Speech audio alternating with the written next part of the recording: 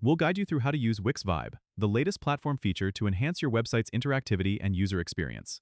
If you find this helpful, consider subscribing and liking the video. First, go to the Wix website and log into your account. Once you're logged in, you'll be directed to your dashboard. Look for the Turner and Apps section on the left-hand side and click on it. Here, you'll find Wix Vibe listed among the available apps. Click on Wix Vibe to start the integration process. You'll be prompted to choose the specific elements of your website where you want to apply the Vibe features.